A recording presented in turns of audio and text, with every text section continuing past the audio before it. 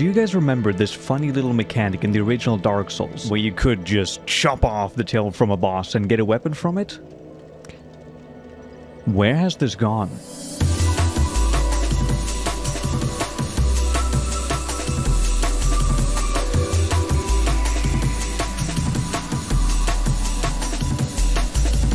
It's now been almost 15 years since FromSoft released Dark Souls, and I myself got the first experience at sometime in 2014, while its sequel was already on the horizon. Many absolutely adore this game for a myriad of reasons, even though it does have some rough edges, being the first in the series. I know, Demon Souls, you exist, but we're not talking about you today.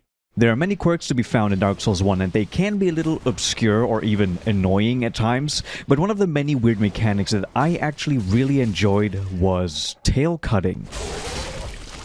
I will be referring to this mechanic with a couple of different terms like limb cutting or dismemberment system for reasons you will understand later on in the video. This mechanic was introduced to the series with the very first game, but it sadly didn't make it into some of the newer titles, and I've always wondered why that is.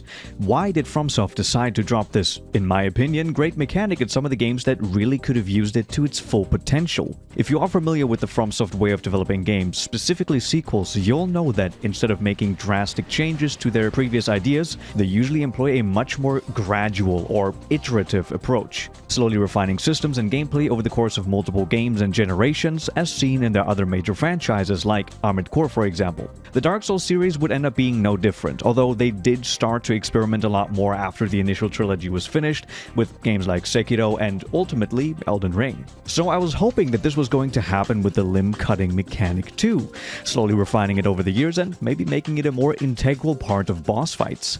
But that didn't end up happening. Instead, it was the exact opposite. They slowly but surely changed it and eventually got rid of it entirely.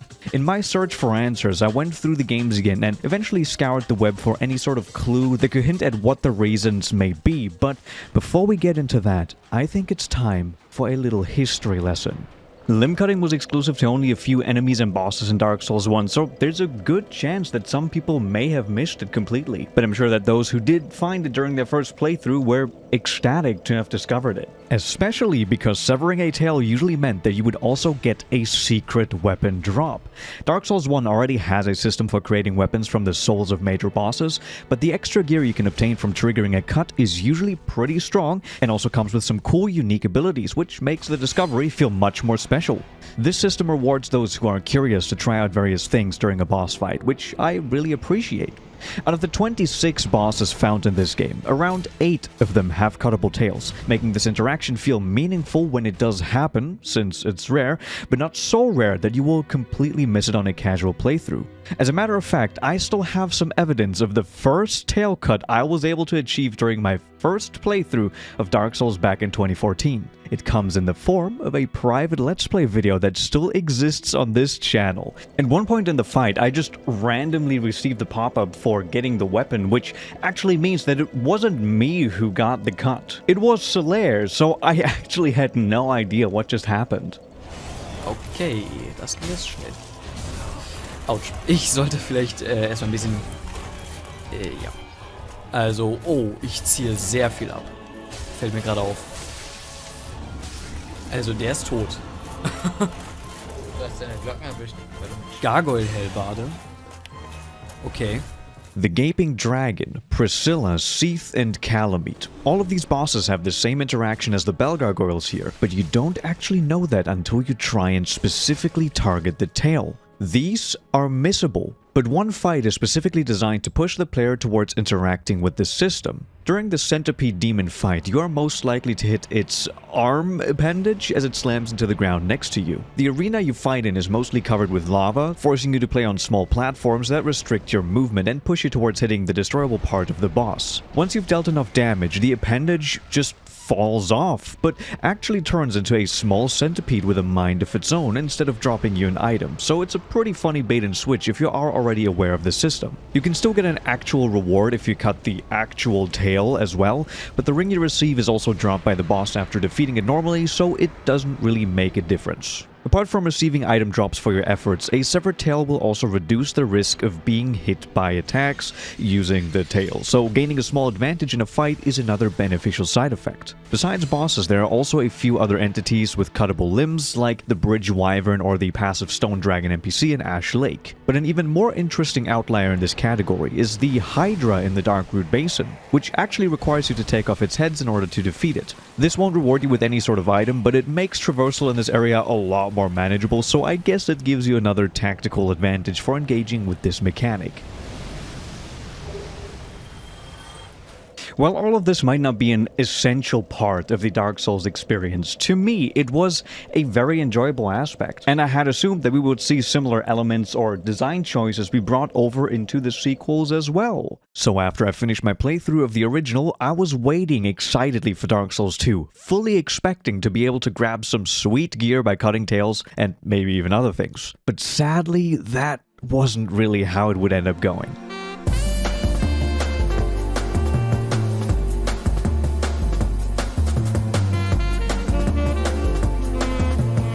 Dark Souls 2. A wonderfully divisive game in this community. Many things changed, and some for the better, or some for worse, but that's not what this video is about. When it comes to limb cutting, I was surprised to find almost nothing. Well, there is something, but it turned out to be even more hidden than in the first game.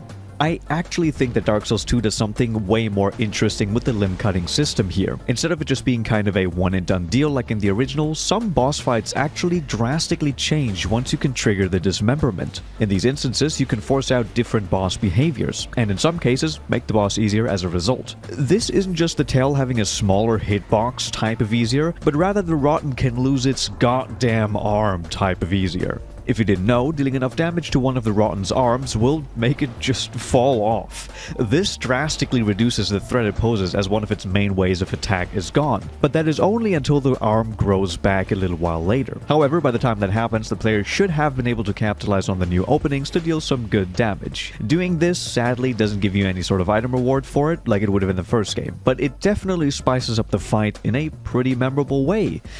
That is, if it ever actually happens to you. I might have seen this in a YouTube video, but during my around 300 hours of playtime in this game, I don't think this has ever happened to me. In order to trigger the dismemberment, you need to very deliberately hit the same arm over and over again while not dealing too much damage as to defeat the boss before you can get this interaction. And this seems to be a recurring theme all throughout this game. You won't be able to trigger any sort of limb cutting unless you have some very specific setups, so running into it by accident won't really happen that often, if at all. This really puts into perspective how much more cut down this mechanic seems to be in Dark Souls 2 compared to the first game.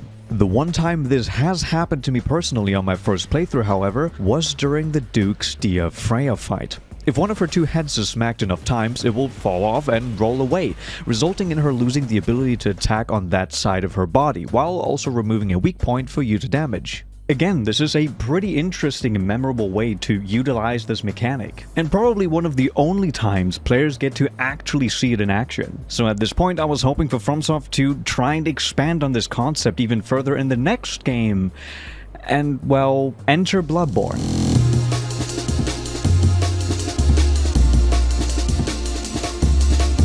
There are two reasons why I want to talk about Bloodborne first before we get into Dark Souls 3. Number 1, it came out first and was yet again directed by Miyazaki after Tanimura took over the troubled development of Dark Souls 2. And second, this game actually represents a big turning point for this specific mechanic, even though it technically isn't a part of the Dark Souls series. On the surface, it looks like Bloodborne doesn't contain this limb cutting system whatsoever, but it might have snuck into it just as grotesquely deformed as the appearance of some of the in-game enemies. You can't actually directly cut off a tail, arm, leg, or whatever, but focusing your attack on one of those things can still have an effect on boss fights. There's a hidden limb damage meter which upon reaching a certain value will cause the boss to reel back in pain as it enters a short staggered state. This can already be observed in early game fights like the Cleric Beast or Vicar Amelia. Throwing just one Molotov cocktail at the Cleric Beast's head is enough to cause this stagger, which can then be done again to open the boss up for a visceral attack. But when fighting Vicar Amelia, the similarities to the limb cutting system from the previous games start to show a little more clearly.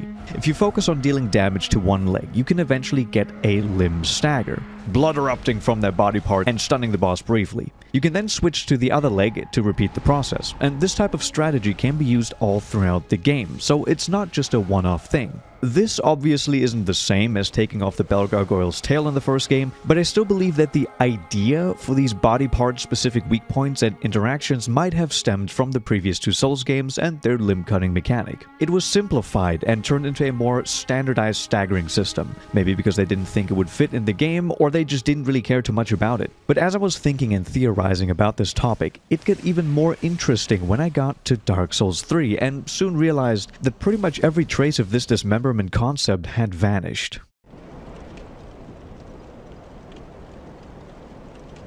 Dark Souls 3 was developed alongside Bloodborne, so maybe it's not a surprise after all, but it still makes you wonder why it was cut pretty much completely. The only real instance of something sort of resembling this mechanic that I found in the game was in everyone's favorite area, Farron Keep. After ascending one of the pillars in the middle of the swamp, going past the Watchdogs of Farron Covenant up an elevator, you will find a lonely stray demon on this broken bridge. Deal enough damage to its legs and it will fall over and start to crawl on the ground. I don't know why they added that for this specific enemy, but it will usually happen towards the very end of the fight and only if your damage output isn't too high, so that you will kill it before this can happen. There is actually one more instance of something similar happening in an actual boss fight, and interestingly enough, it is on another demon-type boss. You can find the old Demon King in the Smoldering Lake area, and he too can lose the ability to use his legs. But yet again, it is scripted to happen at a certain point in the fight, so it's not necessarily triggered by the player directly. These are nothing more than small Easter eggs you can find when fighting these two enemies that don't reward you with anything or even have any sort of impact on the fight itself. Now, I'm no Dark Souls lore expert, but I believe that this was simply added as some flavor to show the further decline of the demon race at this point in the Dark Souls timeline. But do feel free to correct me or educate me about this in the comments, because I'm no scholar. When From Software worked on this game, somewhere along the way a decision has been made to completely remove, or rather further simplify, the limb damage system. Bosses now have a global stagger meter which isn't really impacted by any of the player's decisions during their fights. Outside of some gimmicks here and there like the one on the Cursed Relic Greatwood or Wolnir, it's just plain old, smack it enough times, it will eventually go down type of action. And it really saddens me to say this, but as you could probably already tell by how the narrative of this video is going, this is exactly how it was translated over into Elden Ring.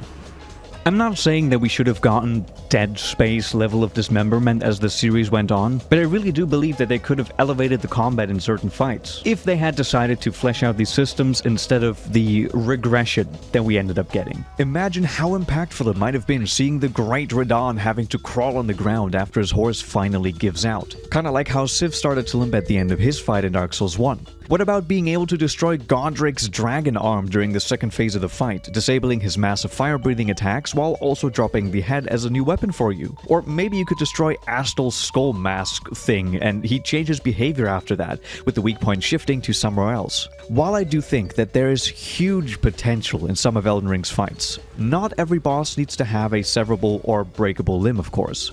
Including something like this in every fight would make it feel a lot less special, maybe even tedious with how predictable it might become. So keeping a good balance would be crucial to make this mechanic work in a massive game like Elden Ring. It would require a tremendous amount of work to get right, so maybe it is better to focus on other things after all. This finally brings me back to my original question of why? Why did they decide to get rid of this mechanic? And in probably the most anticlimactic conclusions to one of my videos to date, the answer was in the title all along. I believe that limb cutting has simply been forgotten. I can only do so much by examining how this mechanic has changed over the years, so I wanted to maybe find some answers somewhere in the World Wide Web. Maybe some interviewer for an online magazine had a similar question, or it just came up during another conversation. Details on this topic are scarce, but from what I was able to gather, the initial feedback simply wasn't great. Some enjoyed it while others found it tedious having to focus your entire strategy around one part, which prompted the development team to reassess the importance of continuing to work on this feature. They clearly tried to do something with this mechanic in Dark Souls 2, but the travel development didn't really help as they had much bigger problems to address before release. The much more subtle inclusion in this game meant that as the series grew more popular, less and less people were talking about being able to cut a boss's tail. It simply wasn't important anymore, and eventually the decision was made to just get rid of it entirely. Personally, I really think that this is a shame. But while I might see more value in the system than others, I also have to acknowledge that it would have needed to be improved substantially, and whether it would have been worth it or not is a question that FromSoft seems to have decided on about a decade ago. But while that's true for the games that they have released since then, maybe we will get to see this feature make a grand return in one of their future projects. I want to see them make some more unique and weird games, one of which could have limb cutting built into it as a central design pillar of the combat to mitigate some of the criticism that people have had towards this mechanic. And I'm sure that some of you watching might have noticed that I've kinda skipped over Sekiro, another game in From Software's catalog, which often gets grouped together with the ones I've mentioned so far. And I don't blame you, because Sekiro has some moments in it which would be worth mentioning. But in all honesty, I could never really view this game as a part of the Soulsborne Ring classification, and the reasons for that actually deserve a video on its own, which I've been working on for quite a while now. Generally, I don't think that Sekiro should be associated with the Souls games as much as Bloodborne is, for example, so I ended up excluding it from this video, but I don't want to get into that discussion here, so I will just leave it at that. Now, before I end this video and ask you to like and subscribe pretty please, I want to share with you an excerpt from an article I found while I was working on this video. For the release of Elden Ring, a short article by Ed Thorne was posted to the Rock Paper Shotgun website, celebrating the over 10 years of the Souls franchise's existence while also lamenting much of what I talked about in this video. The article reads, I'm okay with tail weapons forcing me to fight a Dark Souls boss in a more difficult or more frustrating way.